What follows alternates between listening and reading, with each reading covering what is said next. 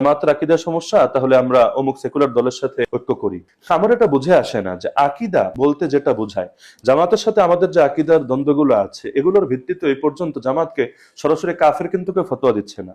সর্বোচ্চ তারা বলতে চাচ্ছে যে গোমরা, অথবা তাদের মধ্যে সমস্যা আছে ইত্যাদি।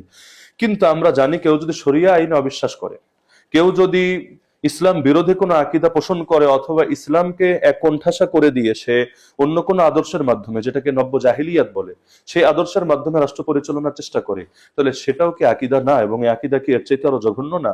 যেখানে 19 আর 20 পার্থক্য, আর যেখানে 0 আর 20 পার্থক্য, এই দুইটা তো কোশ্চেন কাল এক না। পৃথিবীতে কেউ আকীদার বাইরে না।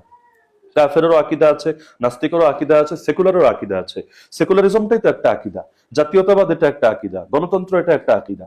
তো এখন দেখা যাচ্ছে যে আমরা নিজেদের ভেতরে ঐক্য না, আসন সমঝোতাও করতে রাজি না, কিন্তু আরেকজনের কাছে আমরা সব বর্গা দিয়ে দিতে রাজি। আল্লাহ মাফ করুন, এমন কথা আমাদের শুনতে হচ্ছে।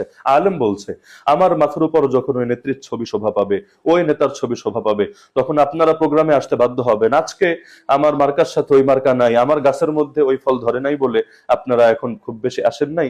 আর যদি আমার মাথার উপর নেত্রীর ছবি থাকে, সবাই আসতে বাধ্য হবেন। মানে আত্মমর্যাদা বোধ কতটা মরে গেলে মুখ থেকে এরকম কথা বের হতে পারে। এজন্য আমি মনে করি, একান্ত যদি ঐক্য নাও হয়, আল্লাহ না করুন, তারপরও প্রতিটা ইসলামী দলের নিজেদের স্বাতন্ত্র্য, নিজেদের আত্মমর্যাদা বোধ রক্ষা করা দরকার। হ্যাঁ, কোন সেকুলার দলের সাথেও যদি ঐক্য হয়, নির্বাচন কেন্দ্রিক ঐক্য, সেখানেও নিজেদের আকীদা এবং অবস্থান স্পষ্ট থাকা দরকার যে আমরা সেকুলারিজমকে সমর্থন করি না, শরিয়া আইনে অবিশ্বাস করাকে আমরা সমর্থন করি না, বরঞ্চ এই ক্ষেত্রে আমাদের অবস্থান এটা, এরকম ভাবে না বললে মানুষের ঈমান হুমকির মুখে পড়বে। তো সর্বোপরি আমার কথা হলো, স্বাধীনতার পর থেকে একটা বড় সম্ভাবনা যেহেতু আমাদের তৈরি হয়েছে, এই সম্ভাবনা কাজে লাগানোর দরকার।